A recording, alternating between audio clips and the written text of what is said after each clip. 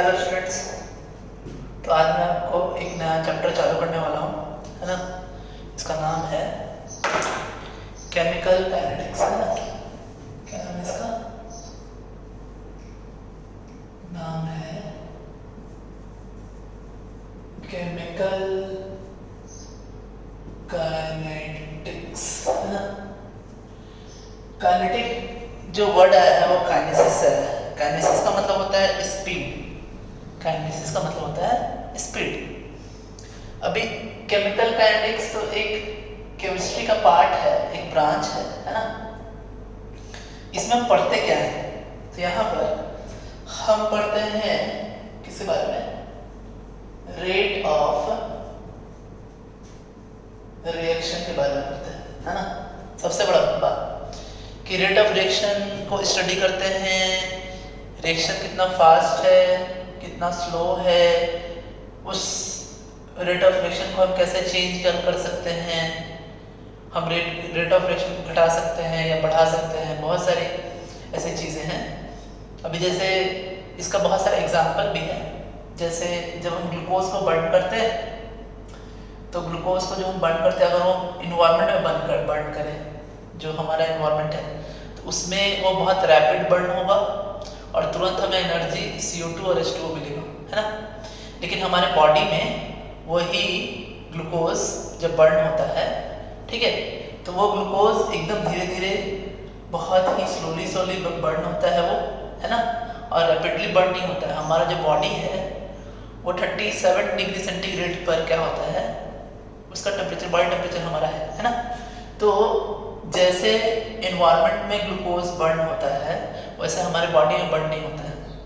तो यहाँ ये जो स्पीड है उसके बर्न होने का वो बहुत ही कम है। ये भी एक जो आपका स्टडी है ये केमिकल काइनेटिक्स में आता है ना। तो रेट ऑफ रिएक्शन के बारे में पढ़ते हैं। फिर हम क्या पढ़ते हैं? मैकेनिज्म ऑफ रिएक्शन के बारे में पढ़ते हैं, है ना। और इस मैकेनिज्म को किस तरीके से अल्टर किया जा सके, है ना। सो अल्टर ऑफ मैकेनिज्म, है ना। ये भी हम यहीं पे देखते हैं कि मैकेनिज्म को कैसे इन्फ्लुएंस किया जाए, रेट को कैसे बढ़ाया जाए, कैसे घटाया जाए। अच्छा, अब का बात क्या है कि ये जो आपका जो केमिकल काइनेटिक्स जो टॉपिक है, ये जो केमिस्ट्री का जो पार्ट है, ये उस रिएक्शंस पे लागू होता है। एक्चुअली मैकेनिज्म जो होते हैं वो ऑर्गेनिक रिएक्शंस के मैकेनिज्म होते हैं, मेनली ऑर्गेनिक के होते हैं मैकेनिज्म, है ना। तो ये जो आपका चैप्टर है वो ऑर्गेनिक केमिस्ट्री को सपोर्ट करता है मेनली, है ना। और जो कोवैलेंटली बॉन्डेड हैं, है ना, कंपाउंड्स, उनके लिए होता है। ये आयनिक कंपाउंड्स या आयनिक रिएक्शन के लिए नहीं होता है। अभी आगे मैं आपको बताऊंगा रेट के हिसाब से कितने टाइप्स ऑफ आपके रिएक्शंस हैं, ये मैं आपको आगे बताने वाला हूँ, है ना। तो आयनिक जितने भी रिएक्शंस हैं वो बहुत ही इंस्टेंटेनियस होते हैं, तुरंत हो जाते हैं, बहुत ही फास्ट होते हैं। तो हम उसके बारे में हम काइनेटिक्स नहीं जानते हैं, उसके स्पीड के बारे में हम कुछ भी हम स्टडी नहीं करते हैं, उनका स्टडी करने की ज़रूरत ही नहीं है हमें, है ना। लेकिन जो ऑर्गेनिक और जो कोवैलेंट कंपाउंड्स हैं वहाँ क्या होता है कि जैसे कोई भी कंपाउंड बनता है ना, तो वो क्या होता है, जैसे मैंने ये लिया, एक रिएक्शन लिया है ना, और ये C+D के साथ जब ऐसा रिएक्शन होगा तो क्या होगा कि पुराने बॉन्ड टूटते हैं, है ना, और नया बॉन्ड क्या होता है, फॉर्म होता है। नया बॉन्ड क्या होता है, फॉर्म होता है। तो ये जो ऐसा जो आपका रिएक्शन है जिसमें जो पुराने ओल्ड बॉन्ड्स होते हैं, ओल्ड बॉन्ड्स क्या होते हैं, है ना, ब्रेक होते हैं, है ना। और न्यू बॉन्ड्स क्या होते हैं, न्यू बॉन्ड्स क्या होते हैं, फॉर्म होते हैं, है ना। तो जब ये ऐसा होता है तो रिएक्शन ये स्लो हो जाता है। ये मॉलिक्यूल टू मॉलिक्यूल आपका रिएक्शन होता है ना। मॉलिक्यूल में एक बॉन्ड टूटता है, फिर एक बॉन्ड नया बनता है। तो इसलिए ये ऐसे जो रिएक्शंस हैं जो आपके कोवैलेंटली हैं, बॉन्डेड हैं, तो उन्हीं में आपका केमिकल काइनेटिक्स के बारे में हम पढ़ते हैं। मेनली वही हम आपका ये केमिकल काइनेटिक्स आता है। तो अब हम क्या करेंगे कि हम टाइप्स देखेंगे, है ना, कि टाइप्स ऑफ ये रेट के हिसाब से केमिकल रिएक्शन कितने टाइप का होता है ना। तो देखिए कितने टाइप का होता है, आइए देखते हैं, है ना। तो देखिए मैं आपको एग्जांपल से बताऊंगा, ठीक है, और फिर आपको टाइप बताऊंगा। मतलब टाइप, पहला जो टाइप है ये है आपका, है ना, वेरी फास्ट, और इसको हम बोलते हैं इंस्टैंटेनियस रिएक्शन, है ना।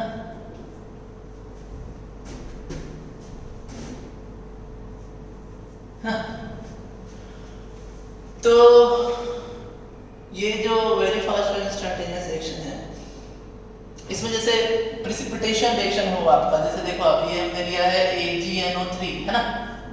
अब इस AgNO3 के साथ हमने ले लिया आपका KCl, है ना। रिएक्शन तुरंत फास्ट हुआ और AgCl जो है वो प्रिसिपिटेट आउट हो जाएगा और साथ में हमें मिलेगा KNO3 एक्वस फॉर्म में मिलेगा।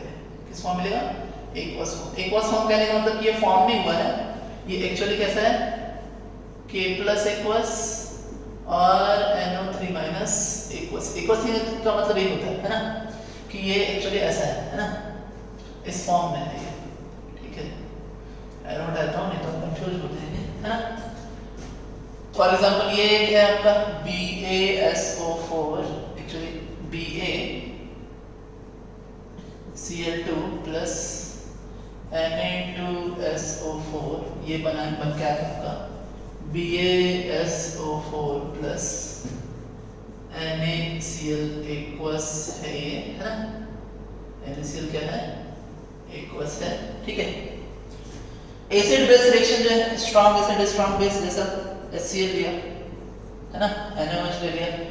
अब ये रिएक्शन बहुत ही फास्ट होता है, ठीक है। कितना फास्ट होता है ये आपको बनाएगा NaCl एक्वस प्लस H2, ठीक है। तो ये जो रिएक्शंस आए हैं आपके, है ना, तो ये रिएक्शंस जो है आपके, ये क्या है, बहुत ही फास्ट होते हैं और इनका कोई काइनेटिक्स होता ही नहीं है, हम इसका कोई काइनेटिक्स नहीं पढ़ते। ये इतने फास्ट होते हैं, इतने इंस्टेंटेनियस होते हैं कि इनका कोई भी काइनेटिक्स नहीं होता, है ना। तो ये केमिकल काइनेटिक्स की स्टडी में ये रिएक्शंस नहीं आते हैं, ठीक है। आगे कुछ और रिएक्शन देखते हैं, है ना, आपके, है ना। नेक्स्ट टाइप का रिएक्शन क्या है, देखिए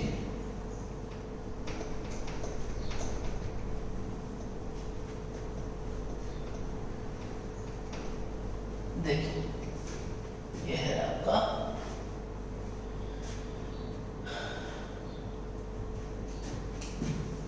दूसरा टाइप, है ना, वेरी स्लो रिएक्शन, है ना। अब देखिए इसमें कुछ रिएक्शंस हैं, जैसे ये एक रिएक्शन है आपका CH3COO Pb, इसको H2S के साथ रिएक्शन कराया तो ये बनेगा PbS प्लस 2CH3COOH, और ये एक्वस फॉर्म में आपका रहेगा। एक्चुअली ये टूटता भी है, ठीक है ना, तो इसको ऐसे भी रह सकते हैं, है ना। तो ये जो आपका रिएक्शन है, ये क्या है, बहुत ही स्लो है, ये बहुत स्लो रिएक्शन है। आगे एक और रिएक्शन देखते हैं, है ना। ये आपका CO प्लस 2H2O 2H2, और ये रूम टेम्परेचर पर, RT मतलब रूम टेम्परेचर, है ना। तो ये आपको बनाएगा CH3OH। बड़ा स्लो होता है ये दोनों रिएक्शन, बहुत ही स्लो होते हैं, ठीक है। और ये इतने स्लो हैं कि इनका भी काइनेटिक्स नहीं होता है, मतलब बहुत दिन निकल जाते हैं, बहुत साल निकल जाते हैं, फिर भी इनके जो कंसंट्रेशन है, जो आपके रिएक्टर का कंसंट्रेशन है, उनमें कोई चेंजिंग ही नहीं दिखता अपने को। इतना स्लो होता है कि पता भी नहीं चलता कि रिएक्शन हो भी रहा है कि रिएक्शन नहीं हो रहा है, इतने स्लो होते हैं। तो इनका भी कोई काइनेटिक्स नहीं होता है, हम काइनेटिक्स नहीं पढ़ते हैं इनका, है ना। तो अब जो तीसरा टाइप का रिएक्शन है, देखिए जो थर्ड टाइप का रिएक्शन है आपका वो है, देखिए ये है आपके मॉडरेट, है ना, रिएक्शन, है ना। अभी इसमें कुछ रिएक्शंस हैं, आपको मैं बहुत सारे रिएक्शंस दिखाऊंगा। जैसे एक है आपका ये वाला, देखिए N2O5 ये बनाता है N2O4 प्लस हाफ O2। इसी तरह एक और रिएक्शन है जैसा H2O2 ये बनाएगा H2O प्लस हाफ O2। फिर एक और रिएक्शन है जैसे CH3COO C2H5 और इसके साथ हमने क्या किया, NaOH ले लिया, ठीक है। तो ये बनाएगा आपका CH3COO Na प्लस C2H5OH, ठीक है। एक और रिएक्शन लिखते हैं, ठीक है।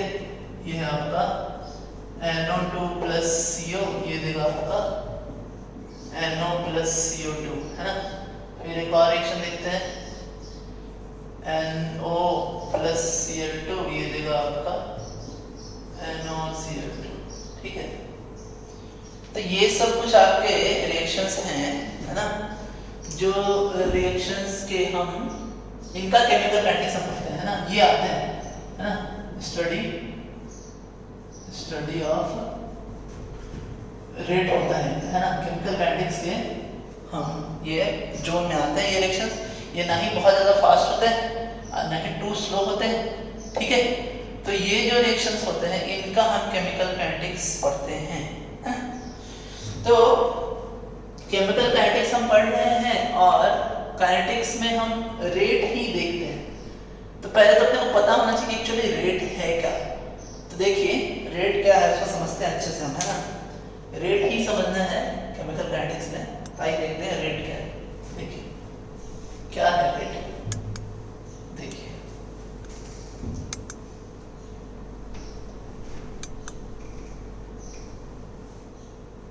एकदम अच्छे से समझेंगे रेट को, है ना। इसको ध्यान दीजिएगा, रेट सबसे इंपॉर्टेंट होता है, ये आपका एकदम बेस कंसेप्ट है रेट, है ना। तो क्या है रेट, रेट ऑफ रिएक्शन, है ना, समझते हैं इसे। देखिए मैंने एक क्या लिया, रिएक्टेंट लिया और उसको मैंने क्या करवा दिया, प्रोडक्ट, है ना। रिएक्टेंट जो है प्रोडक्ट में क्या हो रहा है, चेंज हो रहा है, ठीक है। अब करना क्या है अपने को कि एक्चुअली इनिशियली इसका कंसंट्रेशन A था, ठीक है, A लिया हमने एट T इक्वल्स टू वहां पर 0 पर, ठीक है। T इक्वल्स टू 0 पर इसका जो कंसंट्रेशन था वो A था, रिएक्शन स्टार्ट की हुई इसलिए होगा 0, ठीक है। अब नॉर्मली हम जानते हैं कि जो रिएक्टेंट है, ठीक है, तो रिएक्टेंट का जो कंसंट्रेशन है वो कंसंट्रेशन घटेगा समय के साथ और प्रोडक्ट का कंसंट्रेशन वो बढ़ेगा, है ना। तो जो रिएक्टेंट का कंसंट्रेशन बढ़ेगा तो उसको हम बोलते हैं रेट, है ना। तो उसको बोलते हैं decrement. So decrement of reactant, और प्रोडक्ट में जो कंसंट्रेशन बढ़ेगा उसे हम बोलते हैं एडवांसमेंट या इंक्रीमेंट, है ना। सो एडवांसमेंट ऑफ प्रोडक्ट या इंक्रीमेंट ऑफ प्रोडक्ट, ठीक है।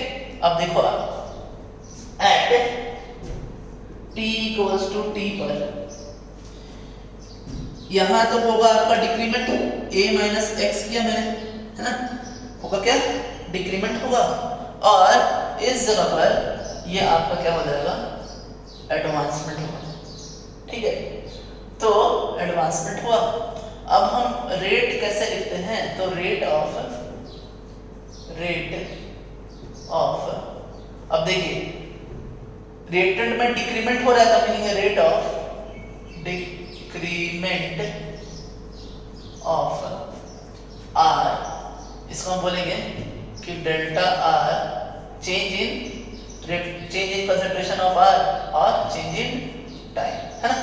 तो देखिए चेंज क्या हुआ है कि हम जब कोई भी इसको लिखेंगे तो पहले फाइनल कंसंट्रेशन लेंगे और उसको इनिशियल कंसंट्रेशन से माइनस कर देंगे, यानी CF minus CI upon TF minus TI, ठीक है। ऐसा करेंगे हम। तो जब ऐसा करेंगे तो देखिए क्या आने वाला है यहाँ पर, यहाँ आने वाला है आपका A माइनस एक्स, है ना, minus A upon T minus zero, that is ये आपका कितना आ गया, minus x by t, minus x by t आ गया। अब अगर प्रोडक्ट के लिए निकालें, है ना, तो हम लिखेंगे कि रेट ऑफ, यहां मैं लिखता हूं, है ना, इसको टाइप करके क्या, कि रेट ऑफ, है ना, increment of product, that is क्या होगा, बाद में तो x हुआ, है ना, x हुआ, पहले कितना था 0, t माइनस 0, है ना, सो t माइनस 0 दैट इज ये x बाई टी। तो आपको क्या दिख रहा है यहाँ पर, आपको ये दिख रहा होगा कि जो रेट है ना, रेट, तो रेट ऑफ रिएक्शन, है ना, ये है आपका क्या, है ना, कि x बाई टी, किसके लिए है ये है आपका क्या,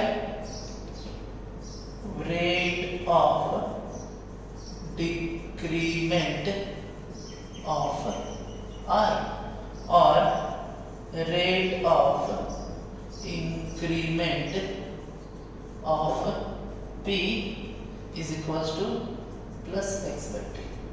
अब ये माइनस और प्लस बस इसलिए है, देखिए रेट जो होता है वो प्लस या माइनस नहीं होता, क्योंकि जो A का जो रिएक्टेंट का कंसंट्रेशन है वो घट रहा है, तो ये ओवरऑल आपका माइनस आएगा, ठीक है।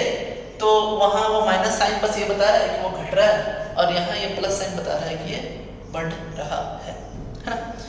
तो अब हम यहाँ से क्या करेंगे कि हम आगे रेट देखेंगे, हम दो टाइप का रेट होता है, हमने ये रेट तो देखा कि रेट क्या है, अब यहाँ से हम दो टाइप का रेट देखेंगे, एक देखेंगे एवरेज रेट, है ना, देखिए एवरेज रेट क्या होता है,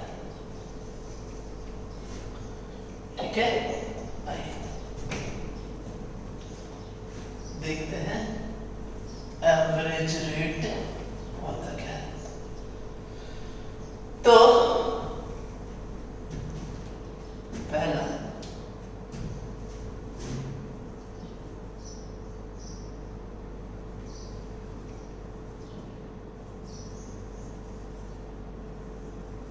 ठीक है, तो एवरेज रेट कैसे निकालते हैं, इसको कुछ करना नहीं, जैसे delta R by delta T लिया था कंसंट्रेशन, तो यहाँ पे हम क्या रखते हैं, कंसंट्रेशन ऑफ आर ये फाइनल लेते हैं, माइनस कंसंट्रेशन ऑफ आर क्या लेते हैं, इनिशियल लेते हैं, और T F minus T A. तो ये क्या होता है, ये आपका एक डिफिनिट टाइम इंटरवल में होता है ना, सो एक टाइम इंटरवल में होता है ना। ये अगर मैं इसका एनालॉजी करूं तो फिजिक्स में जो आपने पढ़ा है एवरेज वेलोसिटी, तो वो ये एवरेज वेलोसिटी भी हम इसे बहुत एवरेज वेलोसिटी से हम एनालॉजी कर सकते हैं इसका, है ना, कि एक डिफिनिट टाइम इंटरवल में उसका एवरेज वेलोसिटी क्या है, तो उसी पे ये आपका क्या है, एवरेज रेट है। अब कुछ सवाल बनाते हैं, देखिए मैं आपको कुछ सवाल दे रहा हूं, है ना, देखिए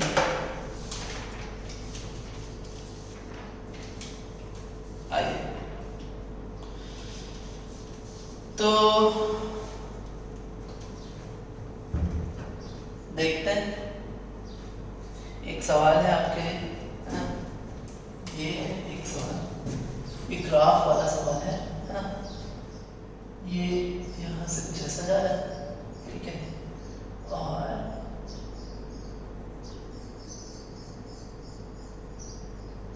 ठीक है, यहाँ पर है 2m, यहाँ पर है 1m, यहाँ पर है 2s, यहाँ पे है 4s। अब कह रहा है एवरेज रेट निकालना है ना, ऐसा क्या निकालना है कि एवरेज रेट निकालना है, ठीक है, ये पहला क्वेश्चन। दूसरा क्वेश्चन है, ठीक है, ये वाला,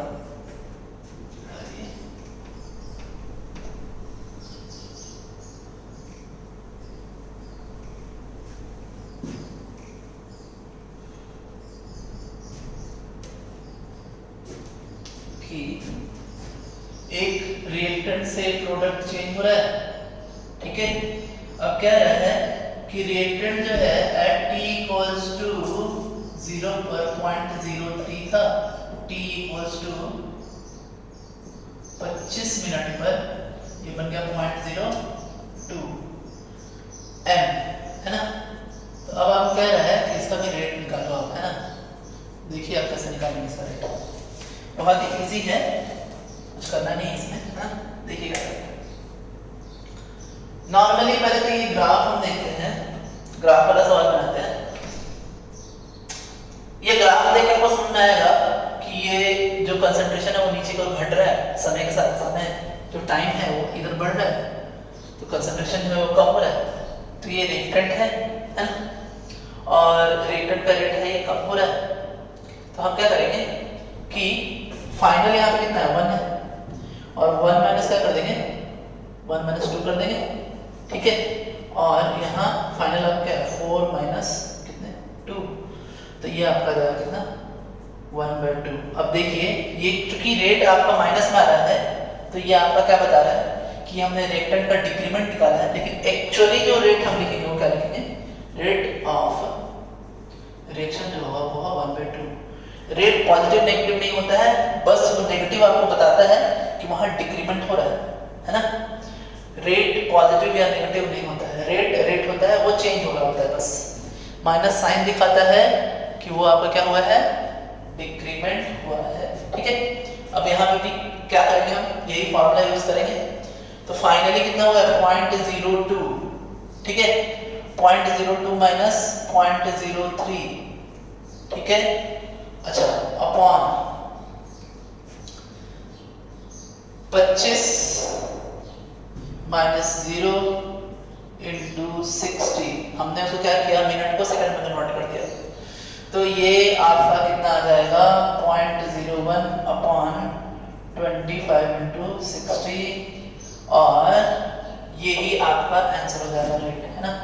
और चूंकि ये माइनस में आएगा, ठीक है ना, लेकिन एक्चुअली रेट क्या होगा, जो रेट होगा वो होगा 0.01 अपॉन 25 इंटू 60, ये आएगा, ठीक है। तो हमने देखा कैसे हमने रेट निकाला, ठीक है।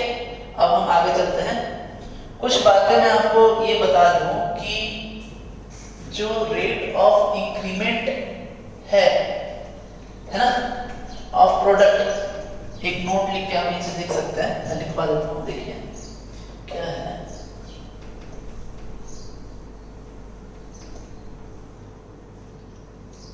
कि नोट में लिखे हैं आप ये बात, है ना, कि rate of decrement of reactant, है ना, इज इक्वल टू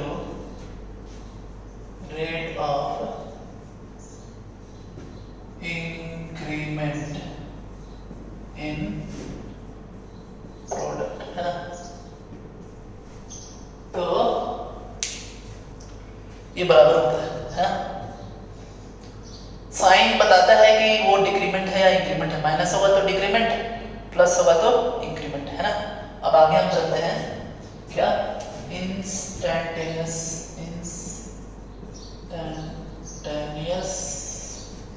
रेट, है ना, कैसे निकालते हैं, तो करना कुछ है नहीं, जो हमने निकाला था हमने बोला था change in are upon change in T को हम क्या बोलते हैं, एवरेज रेट बोलते हैं, है ना।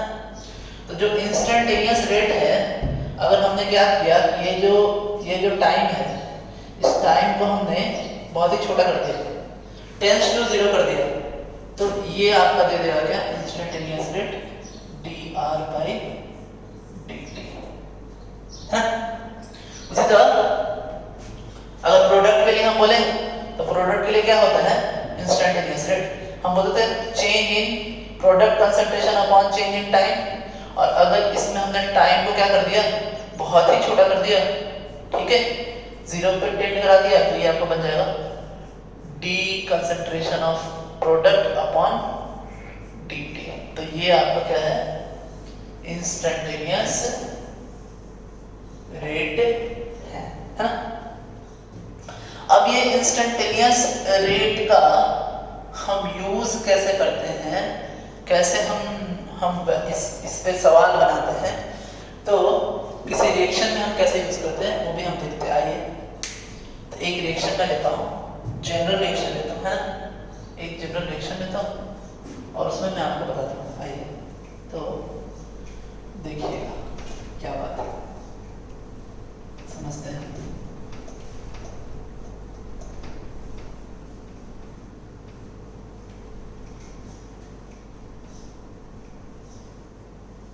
देखिए, एक रिएक्शन लिया, AA plus BB gives CC plus DD। एक हाइपोथेटिकल जनरल इक्वेशन मैंने ले लिया है ना। और इस केस में मैं क्या बोल सकता हूँ, ठीक है, कि ये है आपका dA by dt, ये माइनस होगा, माइनस साइन बनाएंगे हम, क्योंकि देखिए जब हम ये चेंज देंगे, जब हम चेंज देंगे तो ये चेंज तो माइनस आने वाला है, ये तो माइनस आएगा ही। अब जैसे ही माइनस आएगा, एक माइनस ले लिया तो प्लस हो गया, ठीक है। फिर से समझिए, बच्चों में यही प्रॉब्लम होता है क्या, कि जैसे हमने डेल ए, ये dA किया, ये मतलब क्या, infinitesimal change in concentration of A, तो ये तो माइनस आएगा, उसके साथ एक माइनस ले लिया तो ये क्या हो गया, प्लस हो गया। उसी तरह इसको इस पूरे को हम क्या बोल सकते हैं, इसको बोल सकते हैं decrement of concentration of A, ठीक है। इस तरह इसको बोलेंगे decrement of concentration of B minus, यहाँ क्या होगा, plus D concentration of C into dt, और यहाँ होगा plus D concentration by dt, ठीक है। ये increment of concentration of C हुआ, और ये भी हुआ आपका increment of concentration of D हुआ, ठीक है। अब करना क्या है आपको, देखिए, अगर हम इन दोनों में रिलेशन निकालना चाहे, A और B में इन दोनों के डिक्रीमेंट का अगर रिलेशन निकालना चाहे, तो हम जानते हैं क्या, कि इसका A मोल इसके B मोल के साथ ही रिएक्शन कर सकता है, इसका A मोल इसके B मोल के साथ ही रिएक्शन कर सकता है ना। तो हमने स्टोइकियोमेट्री में पढ़ा है कि अब ये जो रेट है, वो रेट इस रेट का कैसे रिलेशन आएगा, तो हम क्या करते हैं, इसको क्रॉस मल्टीप्लिकेशन करते हैं। आइए, माइनस साइन कट नहीं करेंगे हम, ये बात ध्यान देंगे कि माइनस साइन को मैं दोनों साइड से माइनस नहीं हटाऊंगा नहीं, जैसे मैं क्या कर रहा हूँ, देखिए, अब ये क्रॉस मल्टीप्लिकेशन किया आया A into minus DB upon dt is equals to B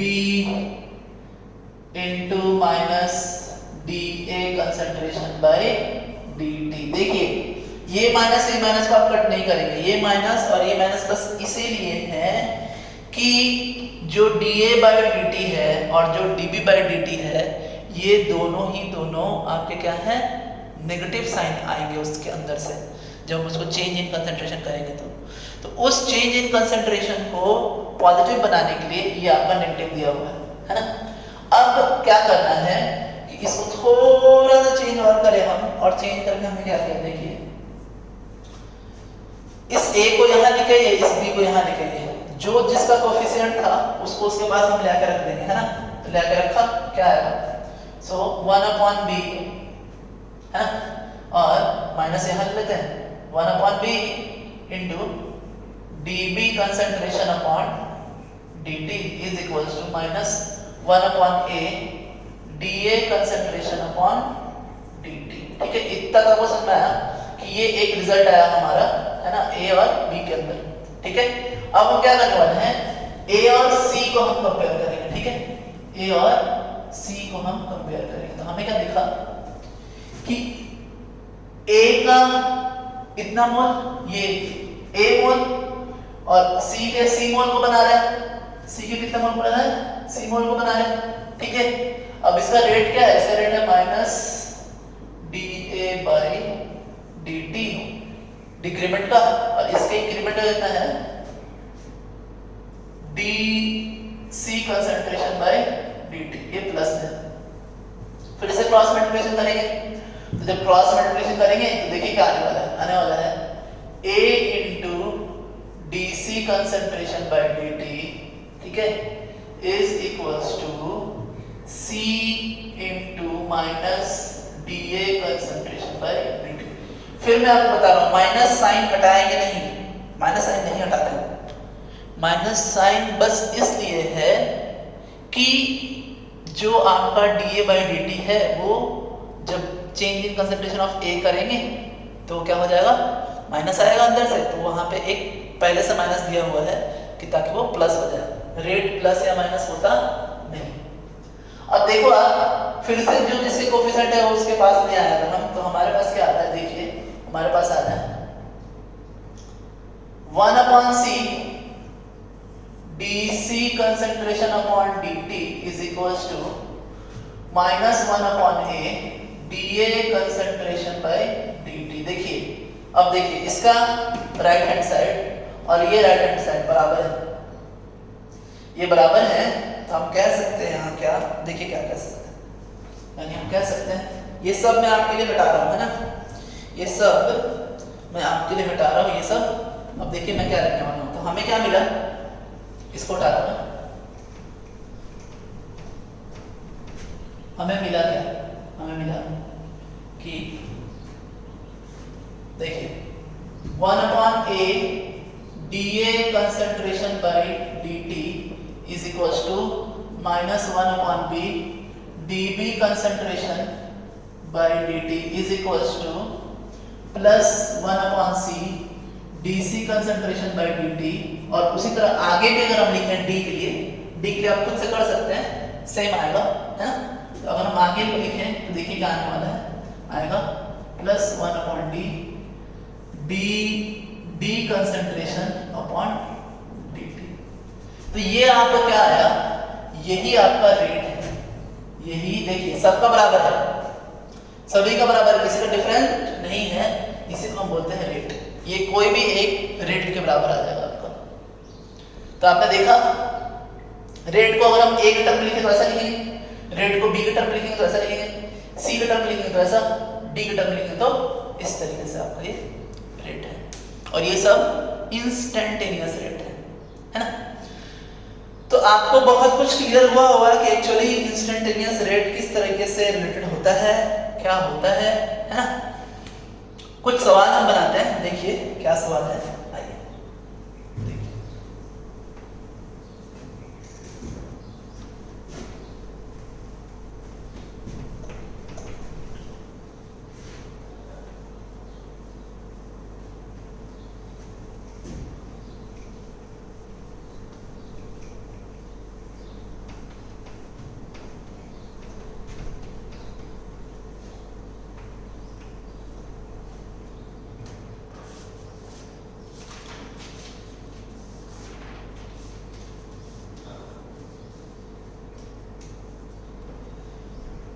क्या रहा है ये क्वेश्चन, ठीक है, देखिए क्या कह रहा है,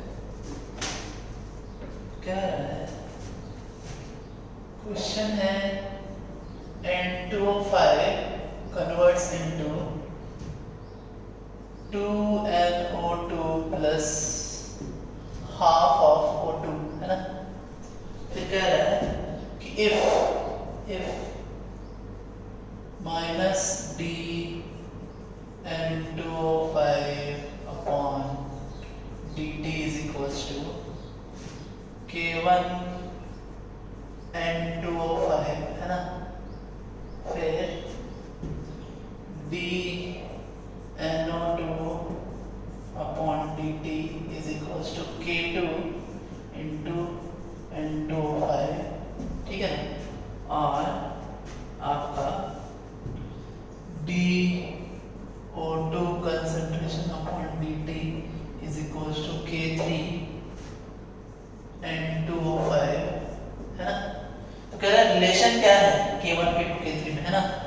सो relation between K1 K2 K3 option देके रखा भी है, K1 प्लस K2 है ना is equals to K3। Option B है K1 is equals to K2 plus K3। Option C है K1 is equals to 2K2 plus 1/2 K3। और option D है आपका 2K1 is equals to K2 plus 4 is equals to 4K3, ठीक है। ये है आपका। आइए तो सवाल बनाते हैं। देखिए सवाल बनाना है अपने को, ये सब ऐसा ऐसा दिया है, कह रहा है कौन सा ऑप्शन दिया relation between K1 K2 K3 क्या है। कुछ नहीं, हम अपने इंस्टेंटेनियस वाला जो भी अभी मैंने आपको कुछ देर पहले बताया था वो यूज करते हैं और लिखते हैं। हम यहाँ पर देखिए क्या लिखेंगे। सो माइनस 1/1 कोई कोएफिशिएंट तो है नहीं यहाँ पर, सो 1/1 into d N2O5 upon dt, ठीक है, इज इक्वल्स टू यहाँ कितने 2 हैं तो अब तो प्लस होगा यहाँ पे प्लस, सो 1/2 और इसको लिखेंगे d N2O कंसंट्रेशन अपॉन कितने dt, ठीक है, इज इक्वल्स टू, अब देखिए यहाँ 1/2 तो 1 अपॉन 1/2 प्लस हो गए और लिखेंगे DO2 कंसंट्रेशन बाय dt, ठीक है, इतना लिख दिया हमने। अब आइए, अब बात क्या है कि जब ऐसा ऐसा हमने लिखा है, ये सब हम जब हमने लिख दिया है, तो आप देखो कि जो राइट हैंड साइड है वो राइट हैंड साइड सबके सेम है। राइट हैंड साइड में क्या बात है कि सबका सेम बात है ना। तो हमें करना क्या है कि अब ये सब बराबर बराबर हैं, तो हम क्या करते हैं, देखो यहाँ तो माइनस ऑलरेडी है, इसमें कुछ भी करने की जरूरत नहीं है, ये जैसे वैसे ही रहने देते हैं, ठीक है। यहाँ 1/2 से हमने क्या कर दिया, ठीक है, मल्टीप्लाई कर दिया, ठीक है, और यहाँ ऊपर आ जाएगा 2 तो यहाँ हमने क्या कर दिया 2 से मल्टीप्लाई कर दिया, ठीक है। अब देखो कि सभी के लेफ्ट हैंड साइड बराबर हो जाएंगे आपके। आपको अगर नहीं समझ में आया तो मैं फिर से बता रहा हूँ, देखिए ये तीनों बराबर हैं, अब तीनों बराबर हैं, अब इसको इसके साथ कंपेयर करो, देखो इसमें और इसमें कोई अंतर है नहीं, तो ये सेम है, कोई दिक्कत नहीं, हम इतने ही इसे छोड़ देंगे। दूसरा जब इसे आप देखो तो यहाँ हाफ ज्यादा था, तो मैंने हाफ से दोनों साइड कर दिया, मल्टीप्लाई कर दिया, और यहाँ ये तो 2 ऊपर आ जाएगा, इसको मैं 2 लिख देता हूँ, है ना, 2 आ जाएगा ऊपर, ठीक है। तो मैंने क्या किया, यहाँ 2 से मल्टीप्लाई कर दिया। अब आप देखिए कि ये जो आपका लेफ्ट हैंड साइड है, ये और ये तीनों के तीनों बराबर है, देखिए इस इक्वेशन से तीनों बराबर है। तो जब तीनों बराबर हैं तो अब हम क्या करते हैं, तीनों बराबर कर देते हैं, इसको उठाते हैं ना, और इन तीनों क्या करते हैं, बराबर कर देते हैं। आइए बराबर किया, क्या आएगा, तो K1 N2O5 concentration is equals to K2/2 N2O5 concentration is equals to 2K3 N2O5 है ना कंसंट्रेशन। अब देखिए ये तो N2O5 कट जाएगा, इसको चढ़ा दिया हमने, नीचे ये हटा दिया, ठीक है, हटा दिया, इसे भी हटा दिया, है ना, और इसे भी N2 5 कंसंट्रेशन तीनों में हट जाएगा, तीनों में सेम है। अभी आपका रिलेशन है K1 K2/2 = 2K3, 2 से अगर मल्टीप्लाई करें इंटू 2 इंटू 2 इंटू 2, तो देखिए आपका ये आ गया है, यहाँ पे आएगा K1 2K1 = K2 = 4K3, ये रिलेशन आ गया आपका, जो कि ऑप्शन है आपका डी। तो आपने देखा कैसे सवाल बनाए, है ना, हमने एक सवाल बनाया इंस्टेंटेनियस पे, है ना, तो हमने देखा कैसा है। तो स्टूडेंट्स आज इतने ही रहने देते हैं आपके लिए, आप इतने ही रिवाइज करिए, कल हम एक अच्छे से पूरा एक क्लास हम पढ़ेंगे, है ना, और इस पे आपको जितने भी सवाल मिलते हैं वो सवाल आप बनाइए। तो आज के लिए इतना ही, thanks, have a nice day students.